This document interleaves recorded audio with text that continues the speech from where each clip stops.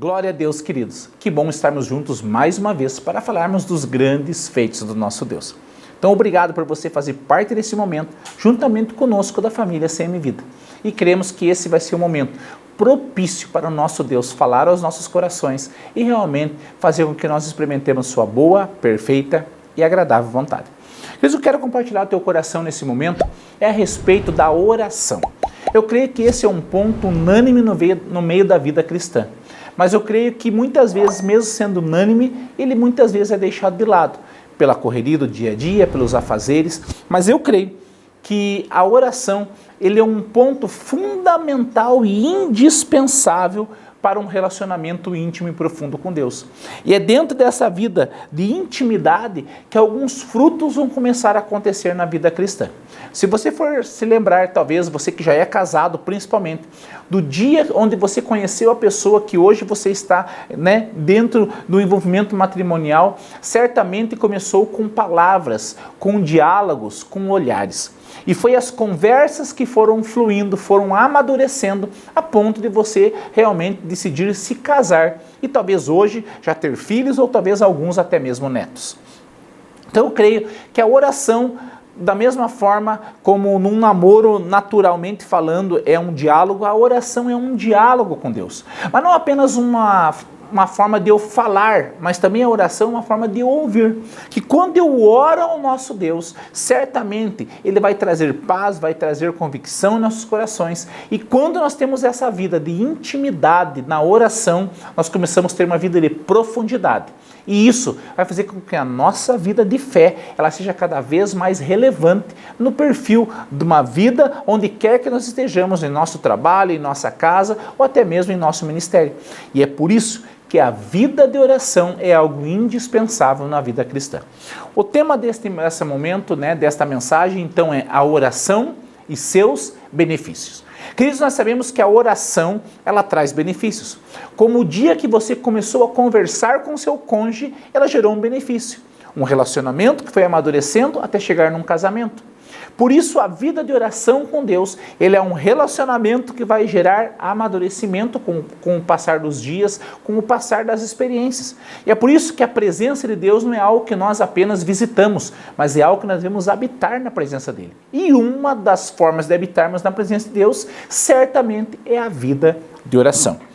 Eu não vou entrar realmente no mérito dos tipos de oração, embora vou citá-las para vocês. Mas então nós poderíamos falar sobre a oração de adoração, aquela que nós realmente glorificamos e exaltamos o nosso Deus. A oração de intercessão, que talvez é aquela oração onde nós oramos por algo ou por alguém, que nós declaramos realmente algo, como por exemplo, estamos num ano político na nossa nação, é um ano onde nós temos orações intercessórias pela nossa nação, não defendendo um partido ou um político, mas pedindo que a vontade de Deus se concretize em nossa nação.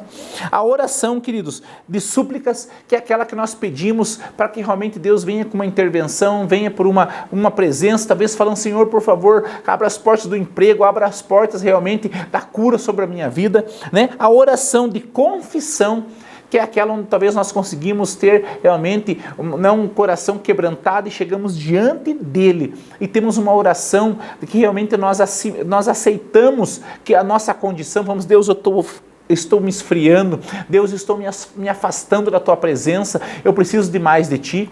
E a oração de ações de graças, que é aquela onde cremos que todos nós devemos fazê-la diariamente. Talvez você não vê motivo à sua volta, mas a oração de ações de graças é aquela que nós agradecemos pelo milagre da vida. E talvez hoje você não tenha motivos para agradecer aparentemente, mas a vida, o milagre da vida, é o motivo para você agradecer nesse momento. Ações de graças, falando, Deus, obrigado pela minha família, obrigado pelo meu trabalho, obrigado pelas dificuldades, porque se eu estou aqui é porque eu consegui vencê-las por causa do Senhor. Ou seja, temos vários tipos de oração, mas eu não quero apenas frisar uma, mas quero falar sobre os benefícios de nós termos uma vida de oração.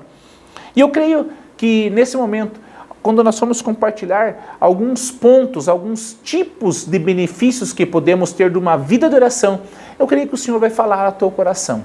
Eu creio que o Espírito dele que dentro de você habita, ele vai falar algo. E eu creio que isso vai trazer profundidade, intimidade e vai aguçar cada vez mais a nossa fé para crer que Deus é fiel para cumprir toda a palavra dita a nós.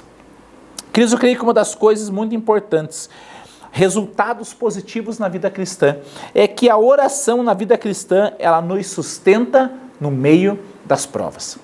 Pode ser que agora você esteja passando por alguns tipos de dificuldades, onde as coisas saíram do teu controle.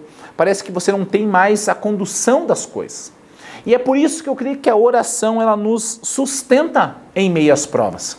Se nós lembrarmos Daniel, a história dele foi uma história que começou de uma forma até trágica aos nossos olhos. Foram pegos como escravos juntamente com outros jovens. Foi tentado colocar e imprimir uma cultura babilônica através do reinado de Nabucodonosor na vida dele e dos seus amigos. Mas a Bíblia fala que Daniel não quis se contaminar. Passando-se alguns capítulos, a Bíblia fala que foi determinado pelo rei que quando flautas, chofares fossem realmente tocados, cítaras fossem tocadas, foi feita uma estátua de ouro onde todos deveriam se ajoelhar e adorar aquela estátua. E não podia adorar outro Deus. Por que foi feito isso? Porque muitos homens estavam com ciúmes que Daniel estava prosperando nesse reino babilônico. Daniel estava sendo um diferencial em meio a todos. Mas o que a Bíblia está falando é que eles fizeram um complô, foram até o rei e convenceram o rei para que fizesse desta maneira. E o rei colocou como um decreto: se quem não fizesse isso, quem não cumprisse as suas ordenanças, seria lançado numa cova dos leões. A Bíblia diz que chega um momento onde tocar as flautas, as cítaras, e a Bíblia diz que Daniel não se ajoelha. Ele foi chamado a atenção, porém, ele em nenhum momento ele abriu mão daquilo que ele sabia que ele foi chamado para ser. Um homem segundo realmente o propósito que Deus tinha para a sua vida.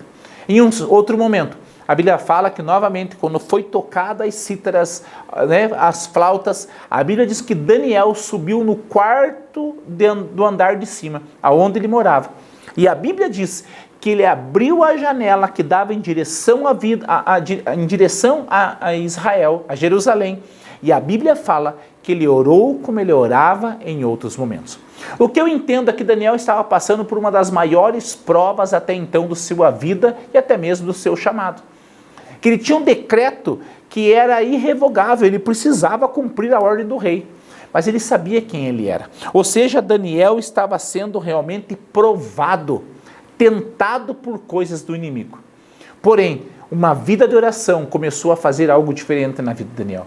A Bíblia fala que Daniel continuou a orar, continuou a depositar a sua esperança em Deus. E em meio às provas, a oração foi uma ferramenta que fez Daniel ter um diferencial naquele momento para a sua geração e para que Deus pudesse prover algo na vida dele.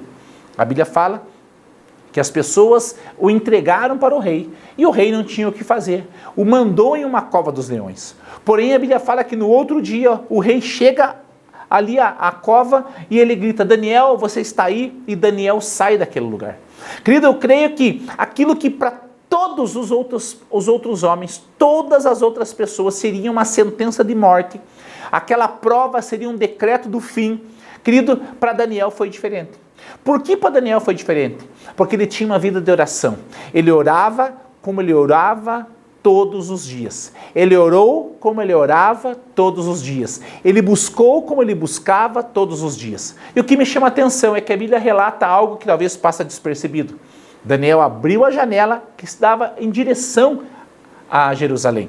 Isso significa que ele tinha uma perspectiva. Talvez os seus olhos meus olhos não estão fixos no problema, meus olhos estão fixos realmente na solução. E a Bíblia fala, Apocalipse fala que nós iremos morar numa nova Jerusalém, numa eternidade junto com o nosso Deus. Eu creio que isso tem um simbolismo, que Daniel realmente deixou a janela aberta. Ele não se escondeu, ele continuou a ter os seus olhos na promessa que ele acreditava que Deus podia trazer para ele. E é por isso que uma vida de oração pode sim nos trazer realmente a provisão em meio às lutas. Uma vida de oração pode nos sustentar em meio às provas. Eu não sei qual é a prova que você tem passado. Qual área da sua vida você tem tido dificuldades. Mas uma vida de oração faz com que as provas elas não venham nos sentenciar ao fim, mas vêm fazer nos alavancar. O que a Bíblia fala no último versículo desse capítulo é que Daniel foi próspero na sua geração. Porque eu entendo desta maneira, querido, que uma vida de oração vai nos livrar das provações, vai nos sustentar das provações, melhor dizendo, e ainda vai nos prosperar aonde os outros pensaram que era o nosso fim. É por isso que eu quero te incentivar a você ter uma vida regada de oração. Uma vida regada de oração é como uma planta regada por águas. Ela pode continuar a ter vida.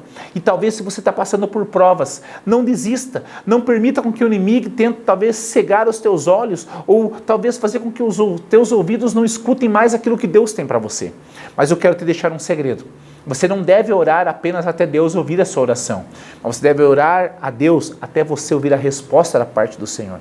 E é por isso que quando nós temos uma vida de oração, um dos resultados positivos na vida cristã é que ele nos sustenta em meio às provas. A segunda coisa sobre a oração, na minha opinião, é que uma vida de oração, ela liberta cativos. Queridos, tem muitas pessoas que estão cativas emocionalmente, espiritualmente, muitas vezes financeiramente, estão cativas em vícios, estão cativas em tantas palavras que foram lançadas de uma forma cruel contra você, ainda quando criança, na sua infância, na sua adolescência, na sua juventude, ou talvez até mesmo na sua fase adulta. Ou seja, existem pessoas que estão cativas, estão aprisionadas por tantas mentiras e distorções e invenções que o diabo trouxe aos teus ouvidos. Mas eu creio que a segunda coisa que a oração pode fazer é libertar os cativos. Não importa o nível ou a forma que você esteja cativa, mas existe um Deus que pode trazer liberdade para nós. Eu creio que todos conhecem a história de Paulo e Silas, que está no livro de Atos, capítulo 16, que fala que Paulo e Silas estavam apregoando a Cristo ressurreto, que eles estavam libertando uma jovem que era uma adivinha, que tinha um espírito de adivinhação, mas eles não foram bem vistos pelos senhores daquela moça.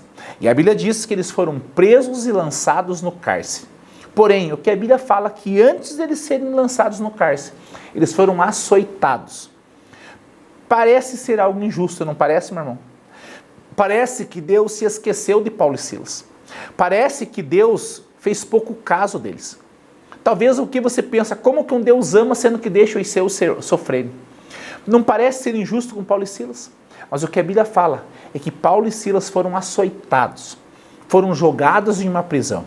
Mas próximo da meia-noite, a Bíblia fala que Paulo e Silas cantavam louvores e oravam a Deus. Paulo e Silas, que eles estavam aprisionados, sim ou não? Sim, mas eu quero falar algo a você da parte de Deus, para você da parte de Deus. Uma mente livre e uma vida de oração, elas não podem ser presas por detrás das grades. O que Paulo e Silas estavam eram fisicamente presos, mas a sua mente e a sua vida de oração estavam livres. Mesmo eles na pior, talvez, figura, na pior paisagem que eles podiam estar, açoitados injustamente, muitas vezes passando por tantas vergonhas e presos em uma prisão onde era para criminosos e não para aqueles que apregavam a Jesus. Mas a Bíblia diz que eles oraram e cantaram louvores. Uma vida de oração nos liberta, querido. E isso não significa que eles oraram após serem libertos, significa que eles oraram enquanto estavam presos. E é por isso que você deve, talvez tenha área da sua vida que você está aprisionado. Talvez você que nesse momento nos acompanha por essa plataforma digital, você está aprisionado a mentiras que pessoas falaram a teu respeito, que o teu pai afirmou a teu respeito, que a sua mãe, que pessoas que eram importantes para você, falaram algo e o inimigo talvez te aprisionou naquelas mentiras. E é por isso que uma pessoa presa, ela não consegue romper as grades. Mas quando uma pessoa tem uma vida de oração, uma vida de intimidade, de profundidade, uma vida de fé no Senhor, as grades naturais não prendem uma mente livre. As grades naturais não prendem uma vida de oração, meu irmão. E é por isso que a tua oração, ela vai romper as grades dessa cadeia que tem te aprisionado. Uma vida de oração vai romper com que as mentiras que o diabo lançou através da boca de pessoas importantes para você, talvez do seu pai, do seu cônjuge, dos seus filhos, dos seus irmãos, realmente os seus tios, essas mentiras vão cair por terra, porque quando Paulo e Silas começaram a cantar, a louvar e a orar, a Bíblia fala que veio um terremoto e rompeu aquelas cadeias. Significa que uma vida de oração rompe um lugar de prisão, meu irmão. E talvez esta é a noite, este é o momento onde você está assistindo esse culto, você está não assistindo, me desculpa, mas você está cultuando a Deus juntamente comigo. E esse momento, a tua oração vai fazer com que as cadeias que têm te aprisionado, elas sejam arrebentadas pela presença do nosso Deus em nossas vidas.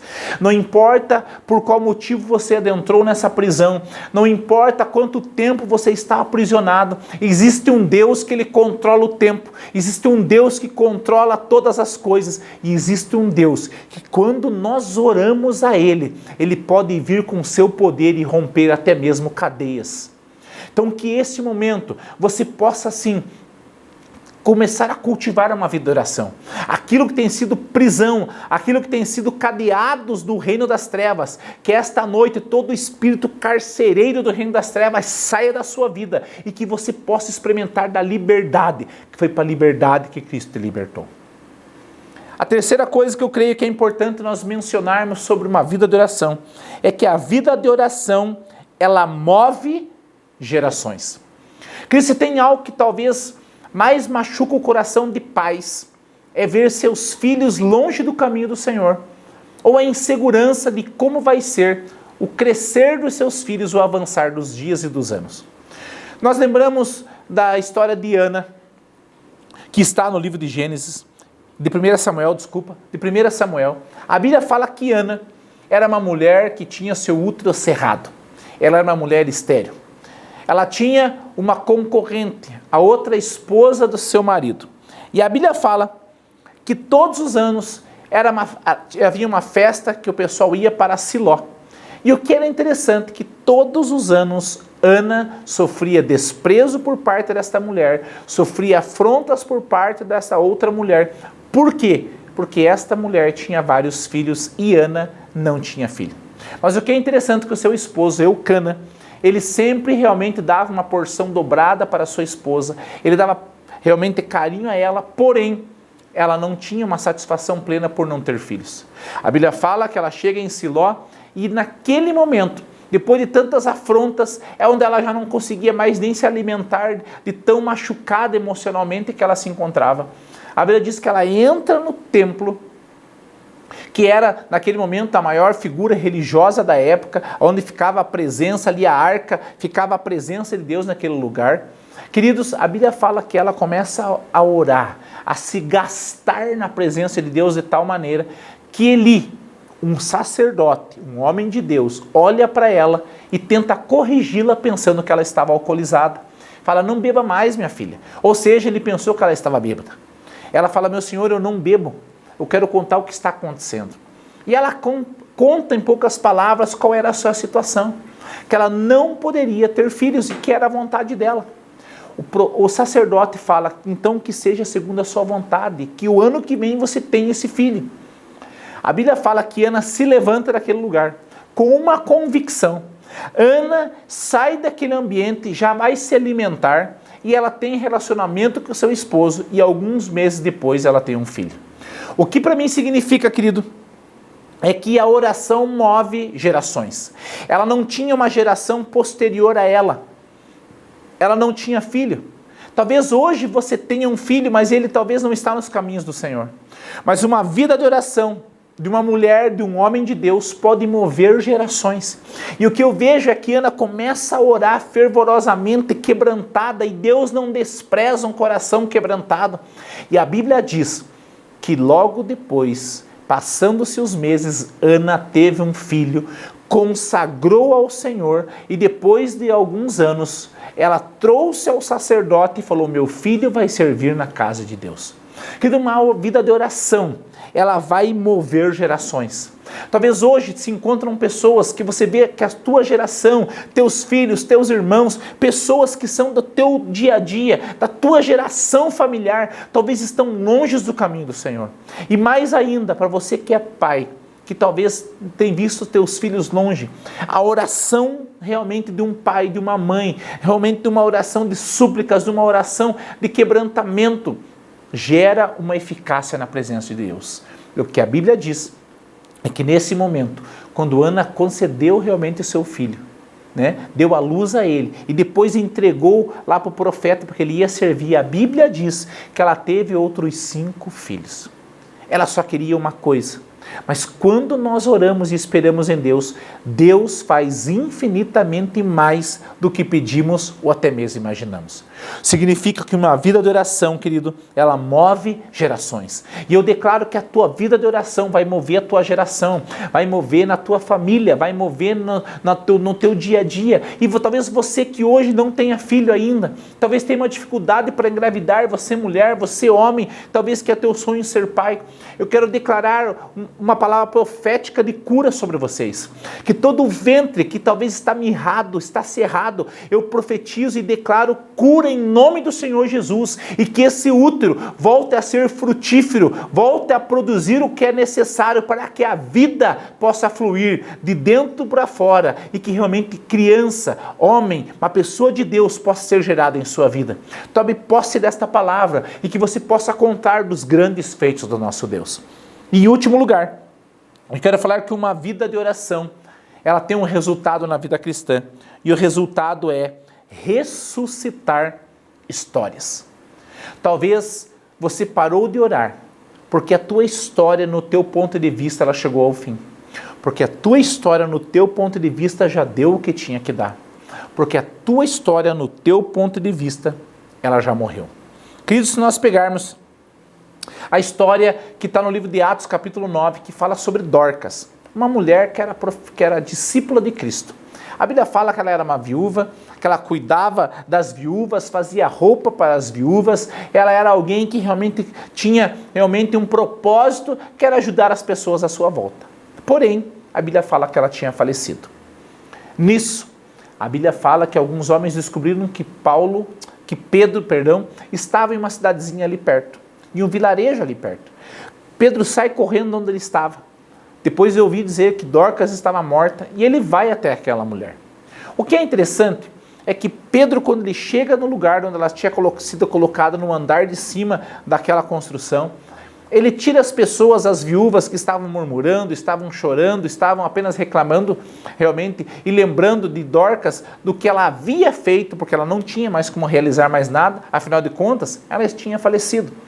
Ele tira essas pessoas e ele fica naquele ambiente, fecha a porta e fica ele e o corpo daquela mulher já provavelmente gelado, já endurecido, porque ela já havia falecido. Mas o que é interessante sobre ressuscitar histórias é que Pedro começa a orar a Deus. Querido, perceba que a Bíblia fala que Pedro começa a orar a Deus. E nesta oração, exercendo fé, intimidade, exercendo uma vida realmente de profundidade com Deus que Pedro tinha, ele começa a orar. E a Bíblia fala que Pedro se levanta e vira-se para o corpo. O que significa? Pedro não estava lamentando, Pedro não estava reclamando, Pedro não estava murmurando, Pedro não estava falando para Deus, usando uma chantagem de um versículo que ele sabia das Escrituras, da Torá, mas ele estava orando, e quando ele se levanta, a Bíblia fala que ele virou-se para o corpo.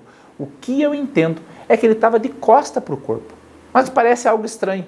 Como que alguém chamado para orar por um corpo, por uma pessoa que havia morrido, ele dá as costas para aquilo?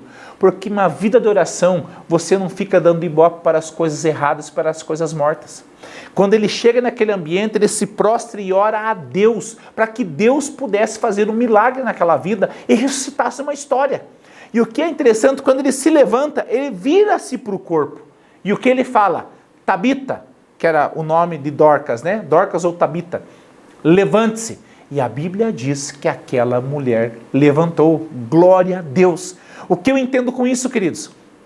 Que uma vida de oração não faz você ficar perdendo tempo com coisas mortas. Porque o que Pedro fez, ele gastou tempo na oração, ele gastou tempo falando com Deus. E quando ele vira-se para algo morto, que foi, afinal de contas, o que ele foi lá, foi para orar para aquele corpo, ele só fala, levante-se. Significa que uma vida de oração não faz você perder tempo. Uma vida de oração faz realmente Deus ressuscitar sonhos em nossa vida. Eu não sei quais são os sonhos que já morreram na tua vida. Eu não sei o que talvez o inimigo tenha tentado ceifar na tua história. Eu não sei se talvez o teu casamento já tenha sido um motivo, talvez de coisas que parece que estão morrendo, ou talvez já morreu. Mas existe um Deus, que Ele é um Deus que ressuscita histórias.